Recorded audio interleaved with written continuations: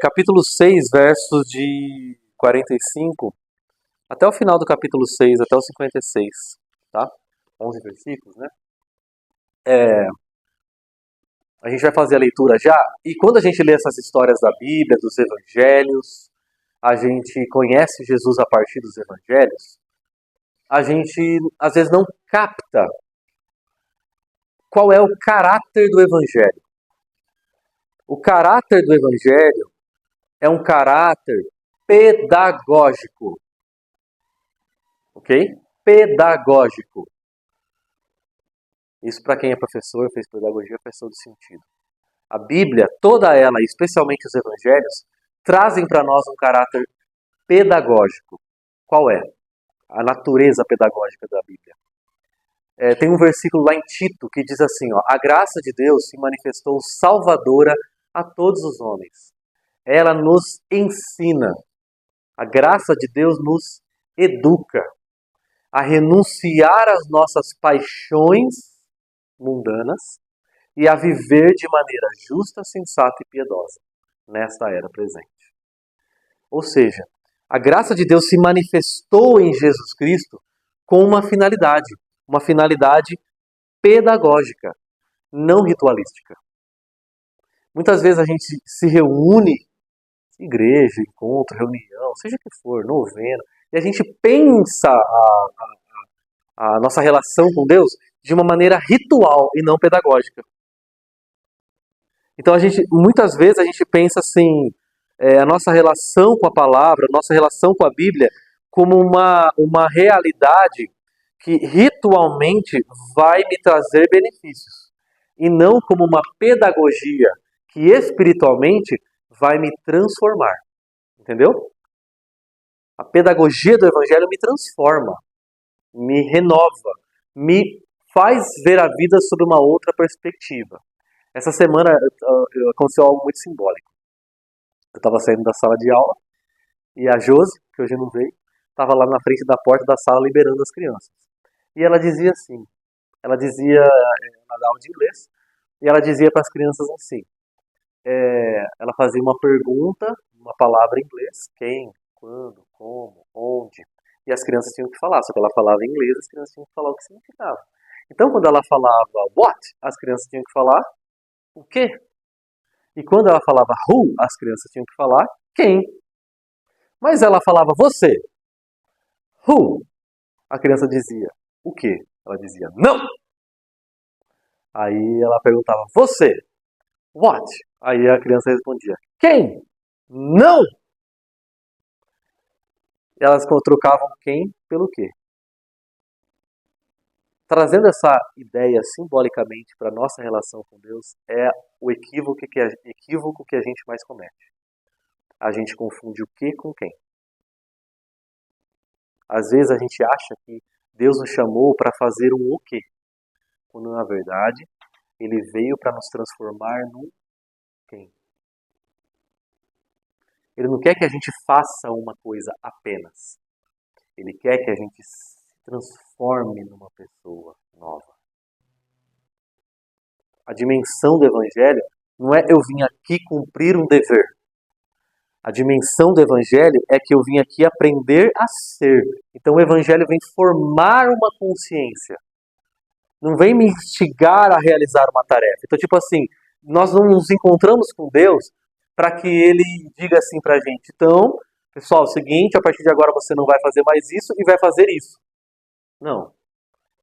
A partir de agora você não é mais isso. A partir de agora você é assim. Isso é quem você é. Então quando Jesus ou Deus conversava com os profetas, ele não falava assim, tem uma tarefa. Ele falava assim, a quem enviarei? A resposta era, eis-me aqui. A palavra de Jesus para os discípulos e para as pessoas é, vocês são sal da terra, luz do mundo. Vocês são. Então é um quem. Qual que é o objetivo das nossas reuniões? Não é a gente aprender o que a gente tem que fazer e o que a gente tem que deixar de fazer. Também. Mas isso é o aspecto mais superficial do Evangelho. O Evangelho vem nos transformar em novas criaturas. Quem é uma nova criação está em Cristo Jesus, tudo se faz novo. Agora eu olho para a vida sob uma outra perspectiva. Não é que agora a gente está tentando fazer diferente. É que agora nós somos outro. Nós mudamos, nós somos transformados. Então, o Evangelho ele trabalha sempre nesse tripé. A nossa natureza, a nossa identidade e o nosso propósito. Todos estão fundamentados no quem. Ó, nossa natureza tem a ver com quem nos chamou. Nossa identidade tem a ver com quem nós somos. E o nosso propósito tem a ver com quem nós geraremos. Então Jesus não falou assim, ó, eu quero que você testemunhe. Ele disse, eu quero que você seja uma testemunha. O Espírito Santo vai descer em vocês. E quando ele descer, vocês serão testemunhas. Ele não diz, vocês vão testemunhar. Entendeu? Nós não vamos lá, testemunhei, beleza, Jesus, agora eu vou voltar a ser quem eu sempre fui, porque eu já cumpri o meu dever de testemunhar. Não. Ele disse, você vai ser a minha testemunha. Onde? Aqui, lá e além. Onde você estiver. Em todo lugar. Porque não diz respeito a uma tarefa, diz respeito a uma identidade. Percebe como muitas vezes a gente relaciona o nosso entendimento de quem é Deus e quem nós somos? A gente rebaixa, a gente desconecta da gente. Eu sou algo, Deus pediu para eu fazer aquilo, então eu vou tentar me esforçar para fazer aquilo que Ele está pedindo para eu fazer. E não, você vê, não é desconectado quando a gente pensa assim? Mas quando a gente pensa, o Evangelho está pedagogicamente formando uma mente, uma pessoa, uma identidade, me dando uma nova natureza, e com isso me dando um novo propósito na vida, então agora tudo isso faz parte de um quem nós somos em Deus, em Cristo, entendeu? Isso aqui foi a introdução para a gente ler o texto. Logo em seguida, pensa na semana passada lá no banquete, lembra? Banquete, a mesa? Jesus insistiu com os seus discípulos para que entrassem no barco e fossem adiante dele para Betsaida, enquanto ele despedia a multidão. Tendo-a despedido, subiu ao monte para orar. Ao anoitecer, o barco estava no meio do mar e Jesus se achava sozinho em terra. Então, discípulos no mar, Jesus em terra. Ele viu os discípulos remando com dificuldade, porque o vento soprava contra eles.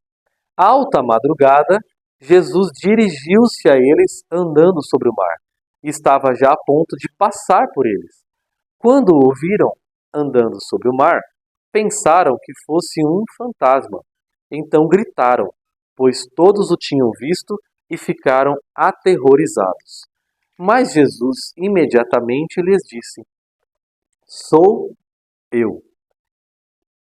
Coragem, sou eu, não tenham medo.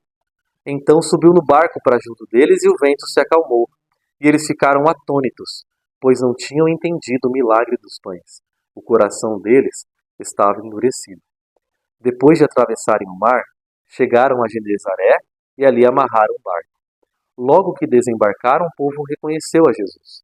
Eles percorreram toda aquela região e levavam os doentes em macas para onde ouviam que ele estava. E aonde quer que ele fosse, povoados, cidades ou campos, levavam os doentes para as praças. Suplicavam que pudessem pelo menos tocar na borda do seu manto, e todos os que nele tocavam eram curados. Até aqui encerramos o capítulo 6. Gente, por que a palavra de Deus é pedagógica? Porque Jesus, a pedagogia de Jesus, qual é o elemento pedagógico que Jesus mais usa para ensinar? O mar. Repararam? Muitas vezes Jesus está na beira do mar, beira da praia, vai mar, sempre envolve a ideia do mar. E o que mar simboliza na Bíblia? Você tem uma ideia? Rapaz! Isso, isso. Não, eu ia fazer uma reflexão para chegar aí.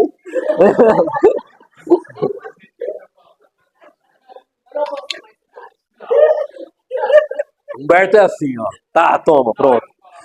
É.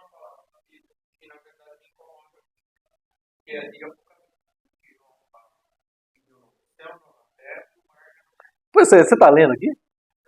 Isso me incomoda É demais. isso.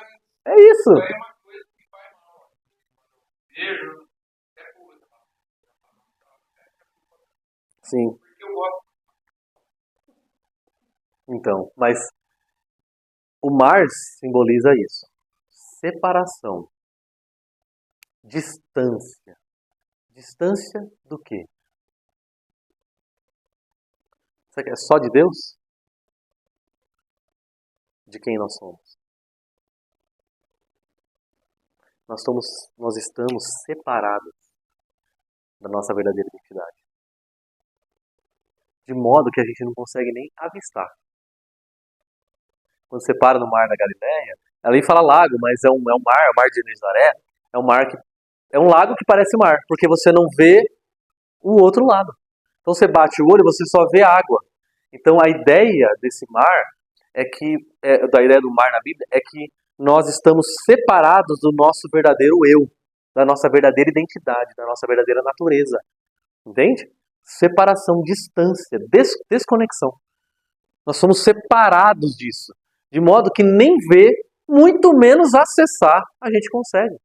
Então, imagina, todo esforço humano, todo empreendimento, toda dedicação, todo trabalho do ser humano tentando encontrar quem ele é, não conseguem chegar na sua identidade. Por isso que muitas vezes o ser humano tenta fazer da sua identidade o seu trabalho, o seu dinheiro, o seu status, a sua beleza, suas relações, qualquer coisa. A gente vai tentando encontrar o nosso eu do lado de cá. Do lado de cá. E o que Jesus, que Deus, a Bíblia fala para nós é, não, a sua identidade não está do lado de cá. A sua identidade está do lado de lá. E por que que na eternidade, não? Na verdade na eternidade, gente, não vai haver duas coisas segundo a Bíblia. O Humberto já deu um spoiler. Mar. Qual é a outra coisa que não vai ter na eternidade? Jesus voltou lá em Apocalipse, está descrevendo como é que vai ser o novo céu e a nova terra. E outra coisa que não tem lá. Não. Hã? Não haverá mais noite e não haverá mais mar. O que tem nesse texto? Que a gente acabou de ler. Noite, noite e mar. Tá de noite e eles estão no mar. Ou seja, Jesus está lidando com o coração do nosso problema. Nós estamos desconectados da nossa verdadeira identidade e nós estamos perdidos. Sabe o que é noite? Nós somos ignorantes quanto a isso. Sabe o que é pior do que você estar perdido? É você ser ignorante que você está perdido. Sabe quando a Valéria às vezes a gente está dirigindo, ela fala, sabe onde você está? Lógico. Essa menor ideia. Essa menor ideia. Não. Vou pegar aqui, ó. Vixe, vai reto aqui, já vai dar uma pista ali certinho, já vai. Certeza, não. Certeza. Perdido. Então, sabe o que mata muito a gente? Mata mesmo. A pessoa perde a vida dela. Não é só o fato dela estar perdida. É o fato dela estar ignorante a respeito da sua perdição. Noite. Noite, mar. E isso aí tudo é um símbolo assim dessa intransponíbilidade. Essa palavra existe? Intransponíbilidade. É intransponível. É um salto que o ser humano não consegue dar. Entendeu? O ser humano não consegue dar esse salto. Não consegue chegar lá. Você pode ver, quando Jesus olha os discípulos, o que ele vê os discípulos fazendo? Remando com dificuldade. Se esforçando, se empenhando. Jesus olha pra gente e ele vê a gente dedicando. E nossa dedicação é muito sincera. A gente está empenhado em chegar lá. Mas o que ele está vendo é que a gente não consegue por nossa própria conta.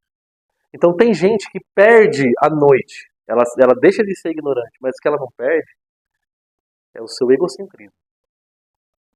Entendeu? Ela perde a ignorância de que ela está perdida. Ela fala assim, não, eu vim aqui admitir que eu não sei quem eu sou. Só que eu ainda vou tentar encontrar. O que o Evangelho vem trazer para nós? Luz e direção. Agora eu iluminei o fato de você não saber quem você é, mas agora eu vou te conduzir até você. O encontro com Cristo é o encontro com a gente. O encontro com Cristo é o encontro com o outro. Quando a gente se encontra com Cristo, é tipo ele dizendo assim, ó, queria te apresentar, Emerson, para você. Porque eu acho que você não entendeu quem você é. Eu queria te apresentar para quem eu te fiz para ser. Eu te fiz para ser esse Emerson. Percebeu como você está diferente desse Emerson aqui? E o Evangelho é sobre isso. É sobre o encontro com a nossa verdadeira identidade. É sobre o encontro com o nosso verdadeiro ser. E aí, vocês se lembram? Qual que foi a história anterior que a gente estudou? Multiplicação dos pães e peixes, o povo estava onde? Deserto. Deus alimenta o povo no deserto. E eles param onde? Na frente do mar. Lembra dessa história? O povo estava no deserto, Deus proveu, eles param na frente do mar. Quando eles param na frente do mar, o povo olha para Moisés e diz: não dá. Separado, nós estamos separados. Nós éramos escravos. Eu já admiti isso. Mas é impossível chegar a algum lugar. Vamos continuar não sendo nada? Vamos continuar não sendo povo? Vamos parar aqui. Porque o mar transmite para aquele povo essa sensação de não dá mais, não consigo, não tem como a gente chegar nesse eu que Deus apresentou para mim. Eu não consigo ser essa pessoa, eu não consigo encontrar como eu. Tá do outro lado, é difícil, é impossível. E aí, o versículo aqui 45, eu queria que a gente olhasse bem assim para Jesus e os verbos que seguem o nome dele. Logo em seguida, o que Jesus fez? Jesus insistiu. Como é que está aí na sua Bíblia? Obrigou. Acho muito interessante essa versão. Eu imagino, você imagina assim, Jesus fala assim, eu vou ficar 6 anos. Para Pedro. Aí tipo assim, essa versão fala obrigou, aqui fala insistiu. Como se o discípulo estivesse falando assim, Jesus, vamos com a gente no barco. Aí ele fala assim, não, vocês vão. E obrigado, a ideia de tipo assim, é por aqui. Não é do lado de cá. É do lado de lá. Passem. Vão. Olha como a nossa compreensão do Evangelho é limitada. Às vezes a gente acha que a gente veio aqui e Jesus vem até nós e fala assim, queria fazer um convite. Sim, pensa bem, escolhe, vê o que você acha. Se gostar, se parecer bem, aí você aceita. Qualquer coisa também, se falar não, ixi, tá tranquilo. Não, ele tá falando assim, ó. Você quer vida, só tem um caminho pra cá. Só tem um jeito de você encontrar a vida, é aqui. Por isso, ele apontou o único caminho pelo qual os discípulos poderiam encontrar vida. É só por aqui. Então ele direcionou. Então a nossa relação com Deus não é uma relação de convite. Nós temos muitas opções e Jesus apresenta mais uma. É uma relação de direção. Só tem esse caminho aqui. Você vai ou não? Ah, não, eu quero ficar do lado de cá. Então você está resistindo à vida. Você está escolhendo a morte. Você está resistindo à única possibilidade de vida que você tem, que é entrar nesse barco. Mas é difícil. Mas aí é outra conversa. Mas eu vou morrer. Eu sei que por aí vai dar ruim. Então, aí é outra conversa. Ou é morte, ou é dificuldade. O que você quer? Não existe vida leite com pera. Assim que fala. Não existe. Essa vida mansa não existe. Ou a gente enfrenta, ou é morte do lado de cá. Lembra o que estava acontecendo quando os povos estavam saindo do Egito? O que tinha atrás dele, na cola deles? O exército. Morte. Então, ou você entra, ou você morre. Só tem um caminho. tem outro jeito. Essa é a direção. E a direção é sempre de movimentar. Olha só, a gente vem e se encontra com Cristo, Ele sempre vai colocar a gente em movimento. Ele nunca vai deixar a gente parado e falar assim, ó, bom, hein? Eu fico... Tem uma coisa que me incomoda, eu vi uma pregação que a pessoa só reafirma o que você já faz. Não, é isso aí, viu? Tá tudo certo, só continua sendo o que você já está sendo e fazendo o que você está fazendo. E Jesus sempre vai colocar uma pedrinha no seu sapato e você dá uma andada. Sempre. Porque Ele sempre vai colocar você em movimento. Porque o Evangelho é movimento. O Evangelho é impulso. É esse Jesus pegando a gente falando, vai, entra no barco, se move. Só que lembra da outra vez que Jesus acalmou a tempestade? Jesus entrou no barco com eles. Dessa vez Jesus não entra. Por isso que dá mais medo, né?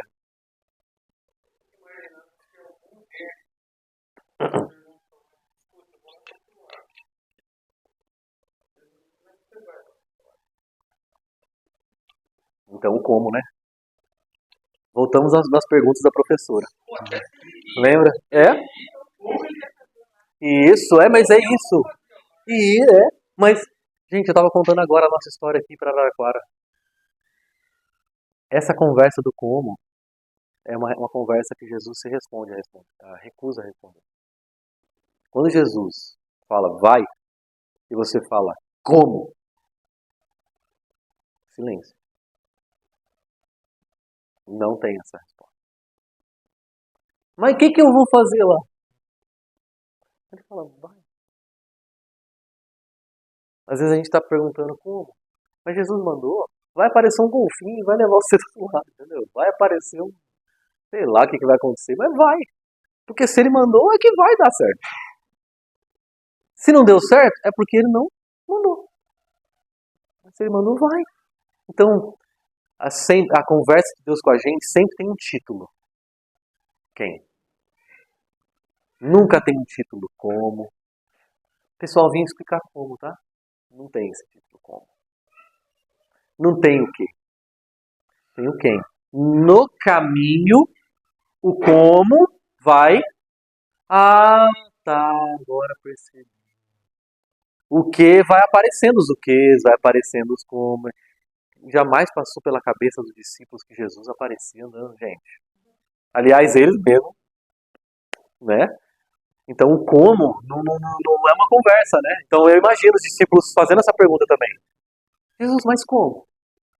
A resposta de Jesus? Silêncio. Você acha que ele ia falar para ele? Não, vai eu andando sobre as águas. Não ia falar um negócio desse. Não ia. Até porque ia matar toda a graça do negócio. Então imagina, né? Agora a gente está nesse ponto da nossa vida. Jesus está mandando a gente. Aí você pensa assim, Deus, como que o Senhor vai aparecer na minha vida? Ele não vai responder. Mas você pode ter certeza de uma coisa. É da maneira como você não imagina. E aí, ó.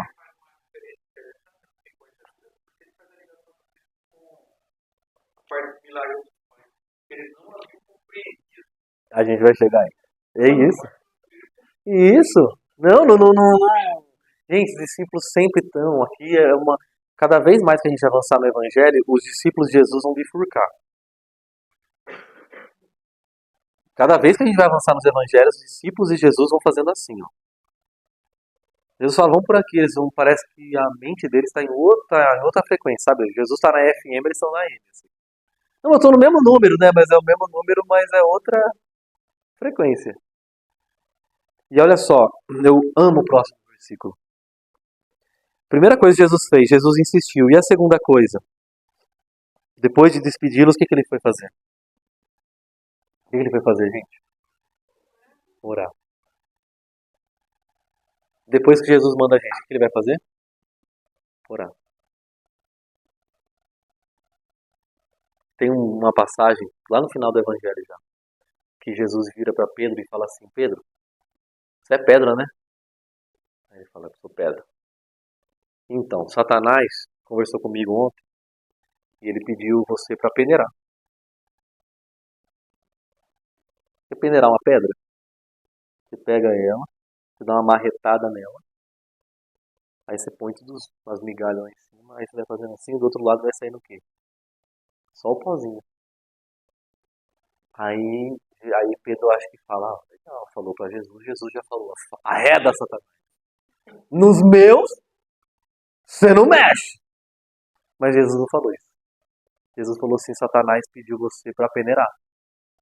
Eu orei por você. Sabe o que significa isso? Você vai ser peneirado. Vai ser difícil. Aliás, nessa daí você vai morrer. Vai ser duro. Você vai achar que sua vida vai estar por um fio. Mas eu orei por você.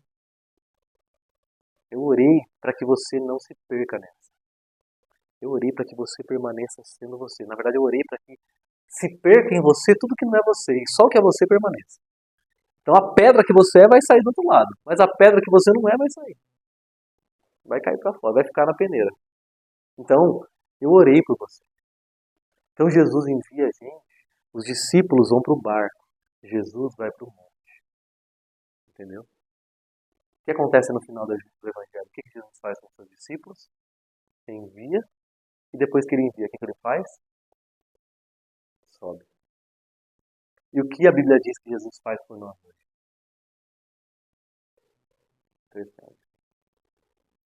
Quem a Bíblia diz que Jesus é por nós? Advogado. Jesus ora por você e por mim. No perrengue, na dificuldade, na luta. Quando você fala assim, minha vida está por um fio, agora tudo acaba, agora não vai dar jeito. Você pode ter certeza o que Jesus está fazendo por nós. Intercedendo. E as respostas das orações de Jesus não ficam no vácuo. Tudo que ele ora vai dar certo. Porque ele orou. Porque ele enviou. E por que vai dar certo? Por causa de quem ele é. Filho de Deus. Se ele subiu para orar, você pode ficar tranquilo que os discípulos vão chegar do outro lado. Porque Jesus subiu para orar. Por mais seja assustador. Assustador, não faz ideia do que está acontecendo. Ele vai chegar. Então, ele garante que vai dar certo. João 17, todo o capítulo do Evangelho de João 17 é uma oração de Jesus. Lembra dessa oração? Todo João 17 é Jesus orando. E tem uma parte de João 17 que ele ora pelos discípulos que haveriam de crer. Tipo, por nós. Então, antes de subir ao céu, Jesus já tinha orado quando ele estava aqui na terra. E ele ora assim, eu não oro apenas por estes discípulos que estão aqui diante de mim, os 12. Eu oro também por aqueles que vão crer na mensagem deles. Eu oro para quê? Para que eles sejam um. Quando Satanás bater na cabeça deles, eles até dão uma esfarelada, mas o que sai não são eles saem do lado inteirinho. Porque eles sejam um. Qual que é o maior ardor do coração? Qual que é o maior anseio do coração de Jesus? Pela sua igreja. Que ela seja uma. E que ela chegue do outro lado. Gente, deixa eu falar um testemunho para vocês. Eu decidi no meu coração há alguns anos atrás.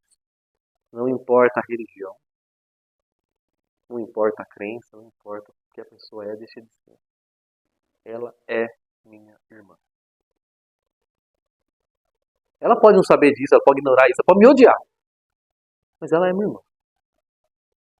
Ela é minha irmã. Porque eu vou mostrar para ela que nós somos um.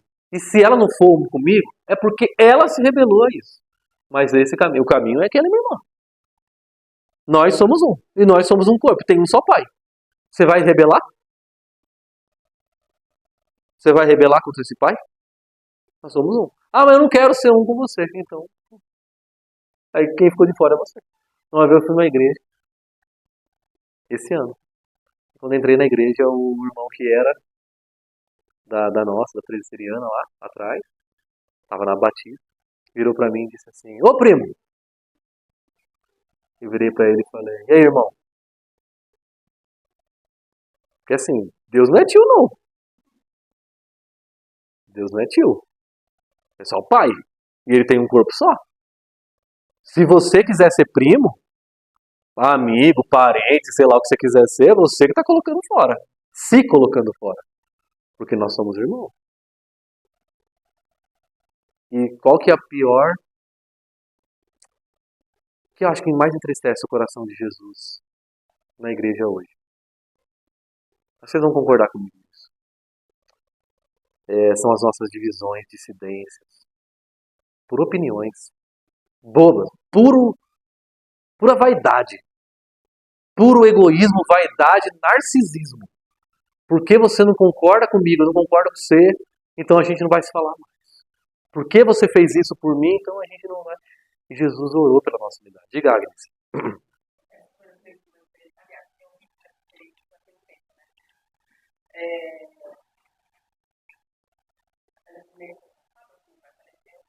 E o meu pai é homem.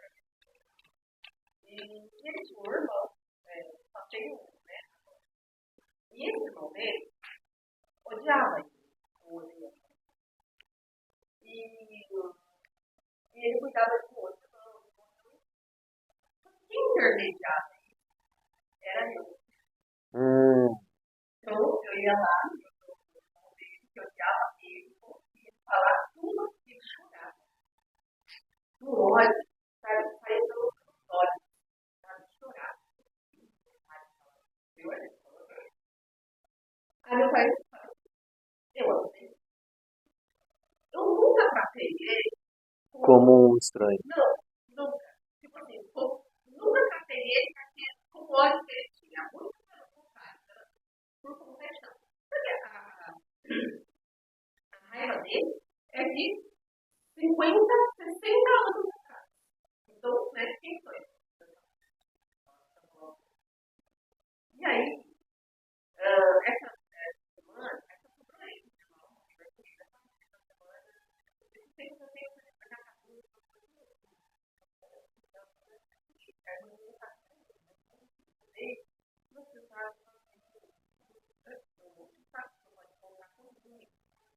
eu acho que ele não tem facilidade com ele, não tem família, não tem amigos, não tem nada.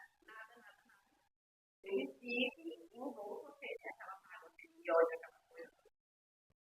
Assim, morreram todos. E ele?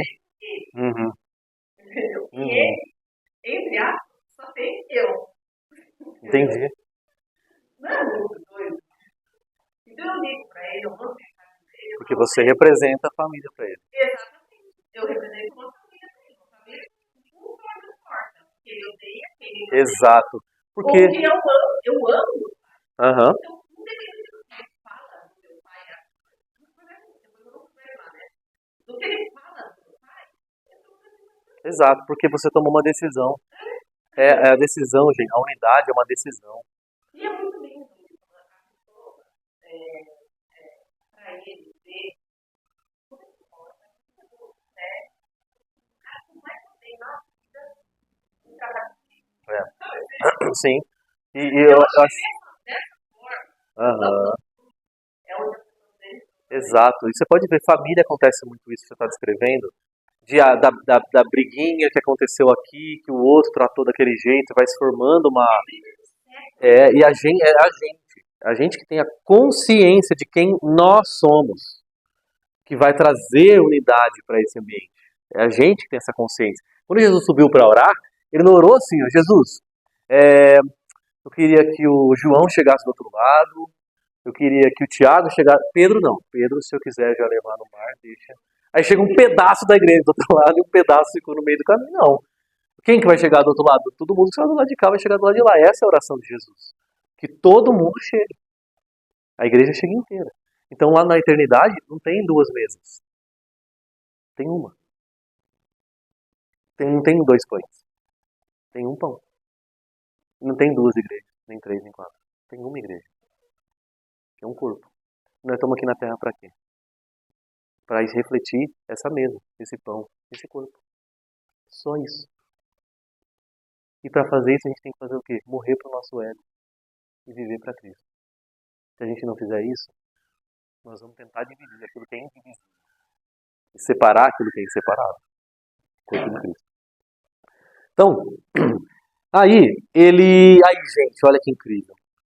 Eu acho isso magnífico. Jesus envia, insiste, vai, sobe, ora. E depois Jesus, olha lá no versículo, deixa eu ver aqui, 48. O que Jesus fez aqui? Ele viu. Ele insistiu, ele orou e ele viu. O que ele viu? A dificuldade. Então Jesus, o que ele faz com a gente? Ele envia a gente, ele ora por nós e ele vê a nossa dificuldade. Ele vê o nosso problema, ele vê o nosso sofrimento, ele vê a nossa dor. Ele vê a sua dor. Ele vê o seu empenho. O que ele não quer ver é você lá no meio do mar falando assim, não vai dar, volta. Não, isso não.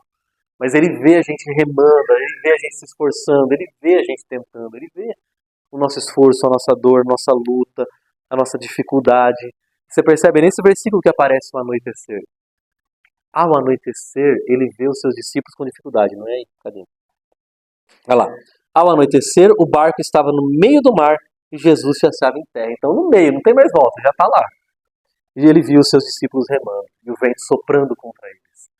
Então, essa cena é um emblema do que acontece muitas vezes conosco. Jesus nos enviou, Jesus ora por nós e Jesus vê a nossa dificuldade. Aí, a pergunta que a gente faz é, como que Jesus viu os discípulos no meio do mar se ele estava em terra? Exato. Às vezes a gente fica pensando no como. Esse daí. Então, ele viu, ele sabe, ele conhece, ele vê. Então, eu sei, gente, que parece às vezes assim, eu já senti isso, a Valéria não está aqui agora, mas ela compartilha comigo isso às vezes. Às vezes parece que Deus não parece, não é? Parece que não. Às vezes a Valéria fala assim pra mim, eu não sei, não sei. Às vezes a impressão que dá é que eles... Isso, só largou. Parece que a gente está à deriva.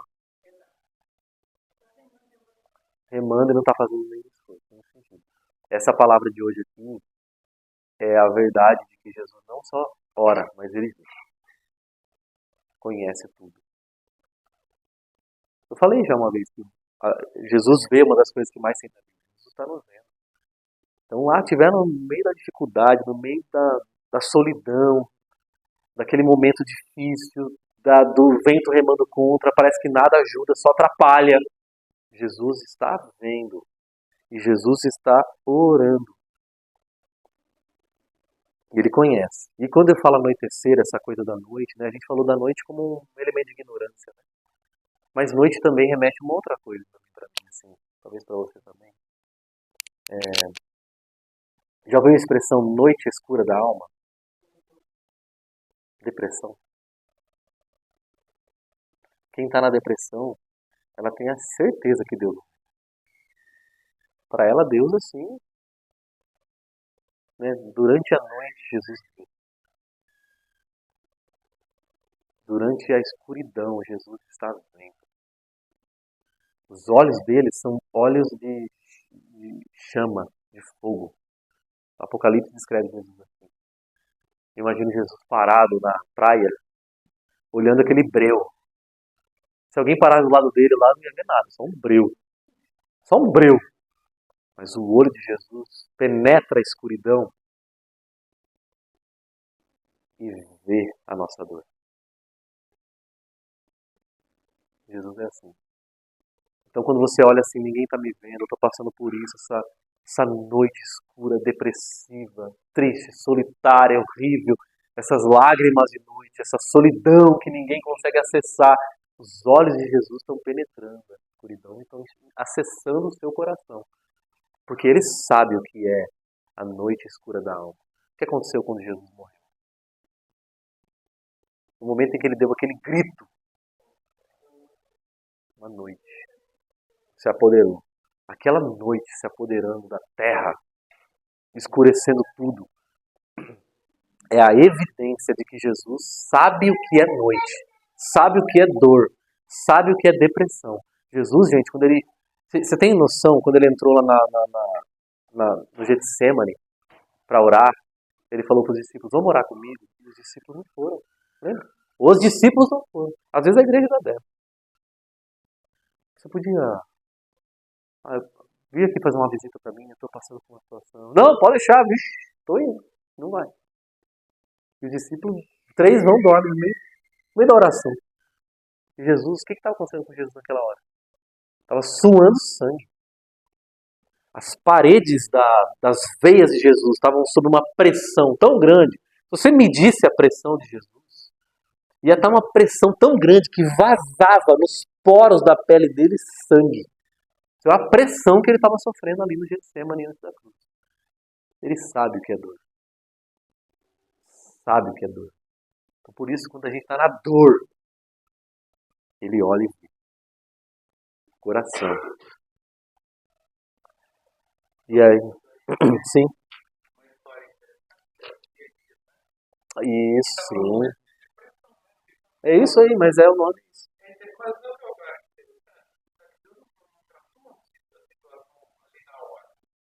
Ele até tá pronto. É, exato. Com a força daquele pão.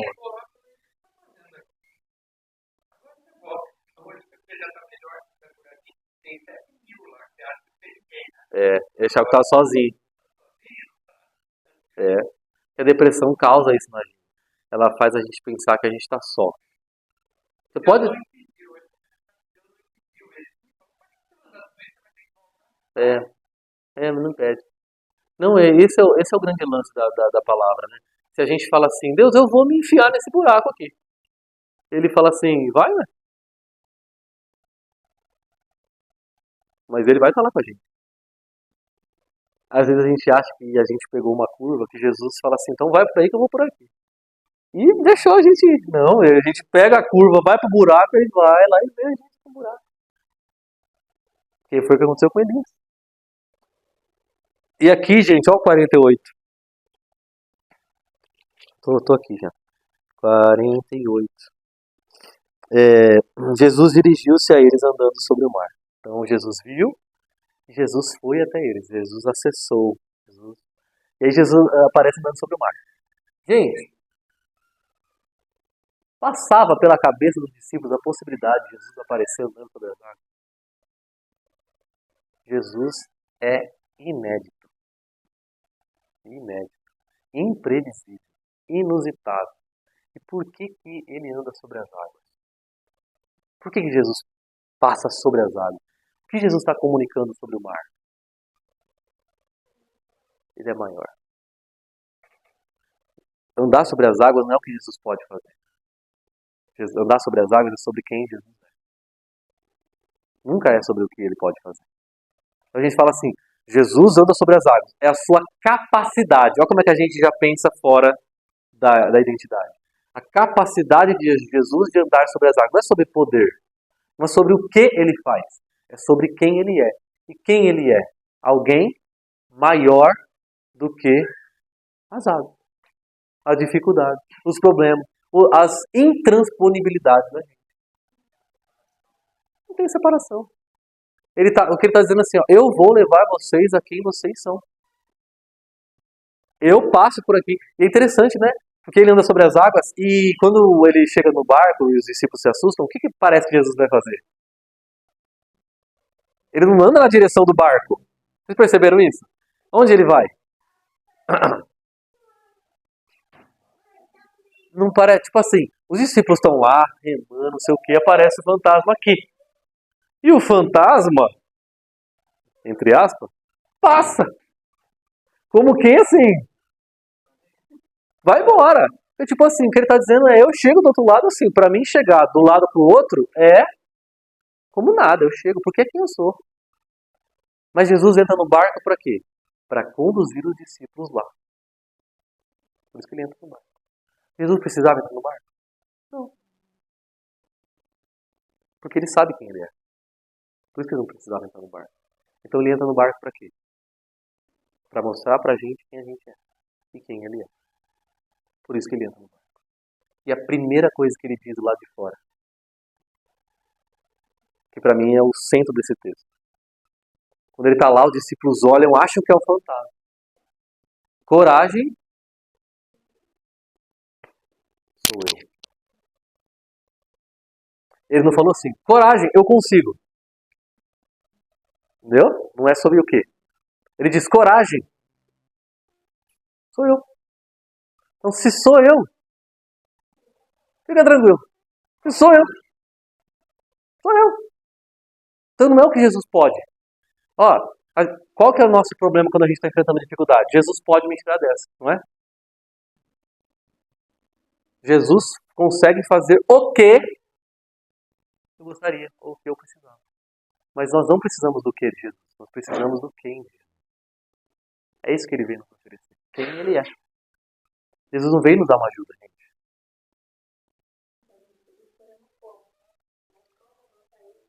Como vou sair? Uma resposta. Como é que eu vou sair? Quando? O que que eu vou fazer? E aí a gente fala assim, Jesus, o que que eu vou fazer? Ele fala quem eu sou. Como ele fala quem eu sou? Isso. É.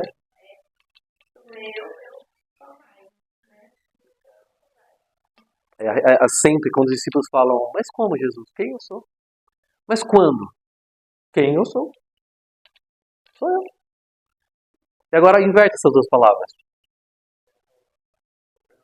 Eu sou.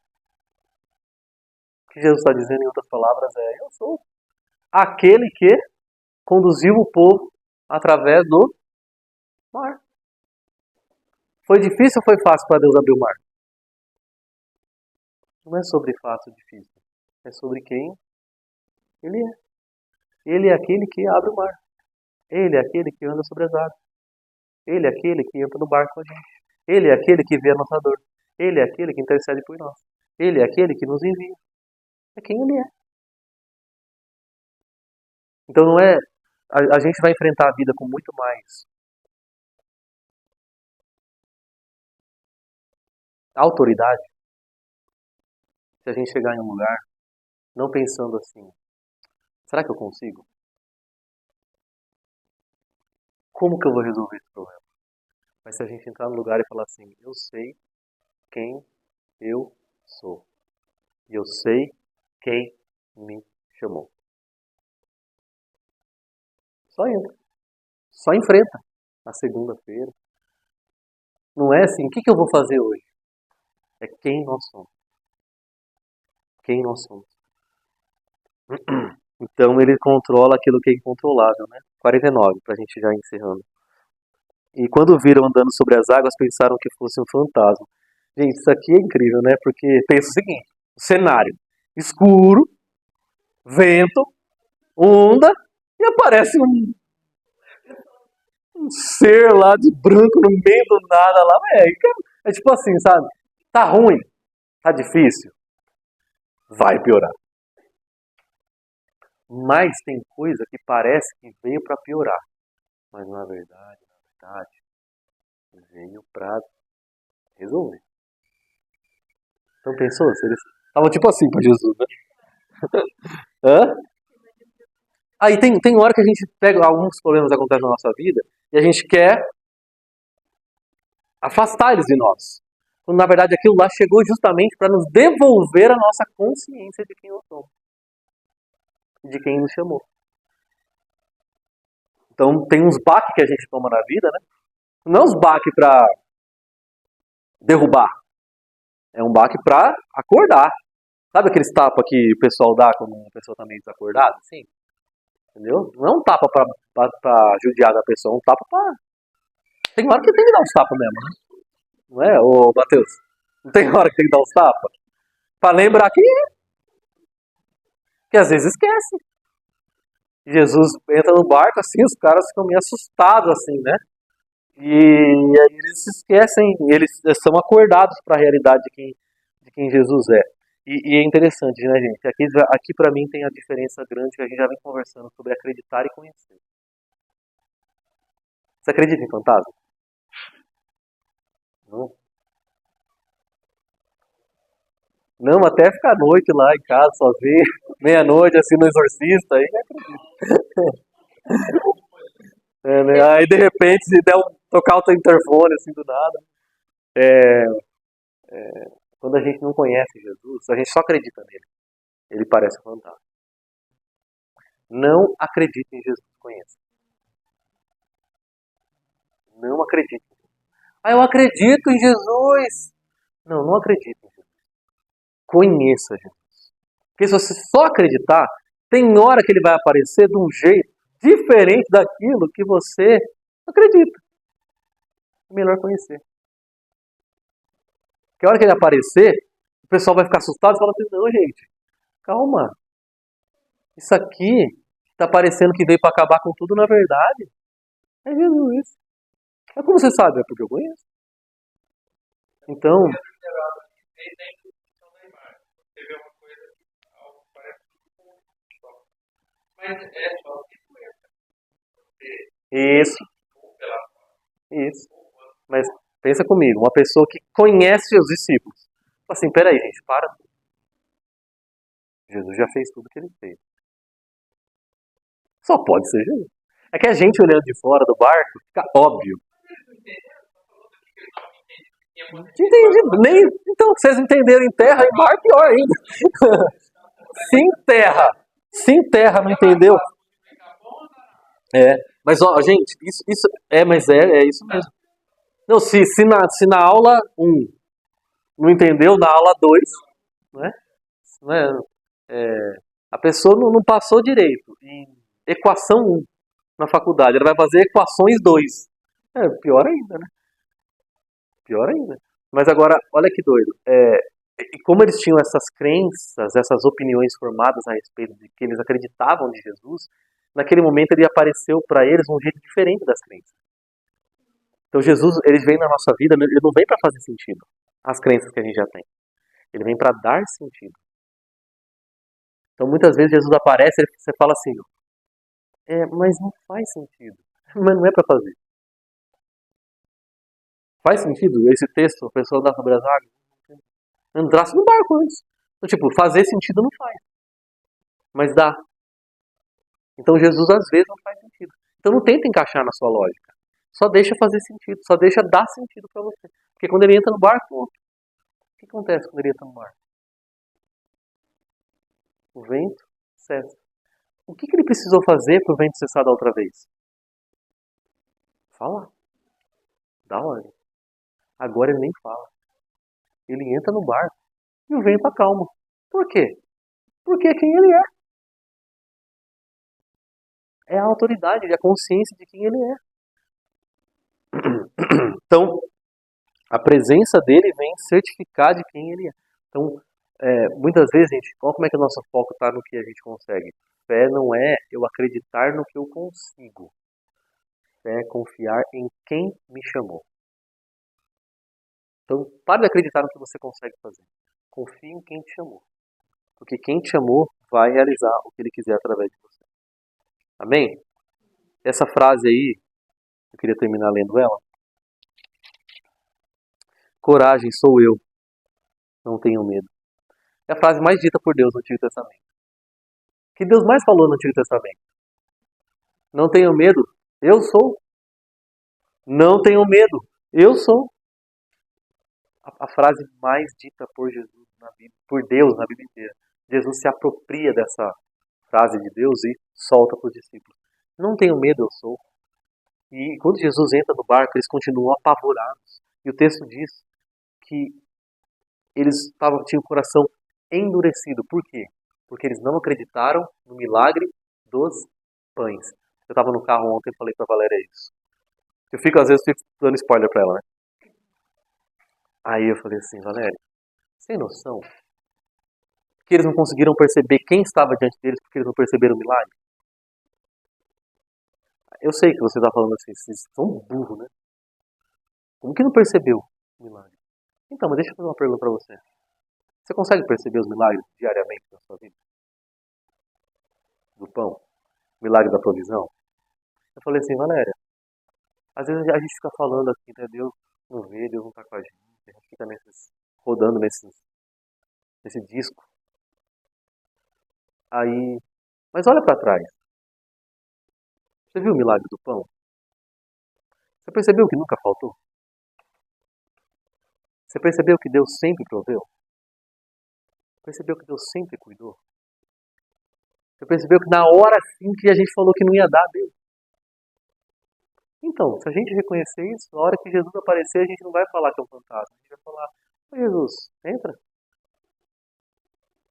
Então a gente vai conhecer Ele, porque a gente tem experimentado Ele a nossa vida inteira. Ele tem cuidado até aqui. Deixa Ele entrar no barco. Eu conheço quem Ele é. Eu não acredito em Jesus. Eu conheço. Claro que pode falar.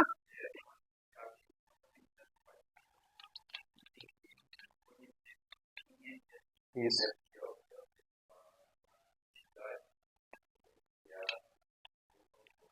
Isso.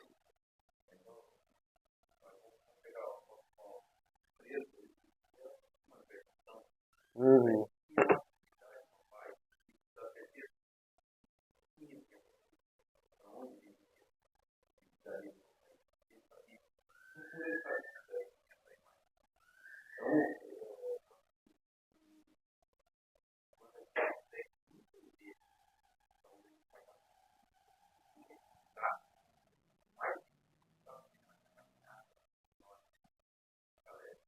Isso.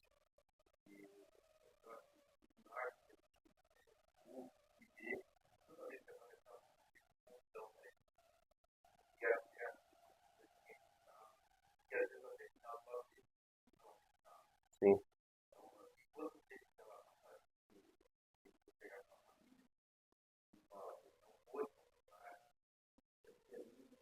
Exato. Ninguém sabia quem ele era. Exato. Exato. Exato. Esse é um milagre. A gente, discípulos, o barco chega do outro lado. Jesus faz vários milagres e cura várias pessoas lá em Genezaré. Final do texto. Só que sabe o que me incomoda? Que os discípulos estavam alheios a isso. Jesus chega lá, cura, tal. O pessoal quer tocar na borda do manto dele para ser curado. E os discípulos estão alienados disso. Os discípulos. Eu estou dando o tema. Assim, o nosso encontro, nossas reuniões chamam de discípulos. E como é que corre o risco? A gente corre esse risco de estar alienado. Jesus está fazendo. Jesus está curando. Jesus está realizando. Jesus está se revelando. E a gente está alienado. Não está percebendo. Então esse texto chama uma atenção para o fato. Não é só fazer parte do grupo seleto de Jesus. Não é isso. É sobre conhecer quem Ele é. Sobre conhecer quem Jesus é. A pessoa que mais admirou Jesus com a sua fé, nem de Israel era. Para começo de conversa. Às vezes, a pessoa que mais tem fé em Araraquara nem está na igreja no domingo. Hã? Você bate em conta com ela na rua, dá uma palavra, aquela palavra lá, ela crê naquilo, pronto. Acontece. E às vezes a gente acha que só porque está dentro do grupinho seleto, aquilo vai fazer diferença. Quando na verdade não é. Tá? Os discípulos estavam lá no barco com Jesus. Viram tudo que viram. E estavam alheios, alienados de quem Jesus era, de quem eles eram, de qual o propósito dele para a vida de Jesus para a vida deles. Por isso eu acho que a gente termina com essa. Isso. A gente termina com esse desafio, gente. Não fique alienado. Não se aliene de quem Jesus é, do que Ele está fazendo, do que Ele está se revelando, de quem Ele está se revelando hoje. Porque é isso que vai fazer toda a diferença para a sua semana, para a sua vida. Amém? Vamos orar. Pai amado, nós te agradecemos, Senhor, por essa palavra assim revelatória mesmo do Senhor para a nossa vida. Nós não queremos confundir, Senhor, quem Tu és, quem nós somos e quem nós somos chamados a gerar. Nós queremos, Deus, vivenciar a pessoa que o Senhor nos chamou para ser. Obrigado por nos apresentar a nós, nos devolver a nossa origem, a nossa natureza. Obrigado, Senhor, por nos recolocar no nosso lugar e muitas vezes nos assustar para que isso aconteça. Não nos deixe, Deus, ficar remoendo o nosso próprio interior, que nós possamos avançar, Deus, que nós possamos obedecer, que nós podemos submeter, que nós possamos viver, Deus, a vida que o Senhor prometeu para nós. Porque o mar muitas vezes nos separa da promessa, da terra prometida. Nós precisamos atravessá-la. E o Senhor não nos deixa sozinhos. O Senhor envia, o Senhor ora, o Senhor entra no barco, o Senhor conduz a gente até o nosso propósito. Que nós possamos essa semana viver cada dia. Não perguntando o que, não perguntando como, não perguntando quando. Mas respondendo quem nós somos em Ti. Em nome de Jesus. Amém.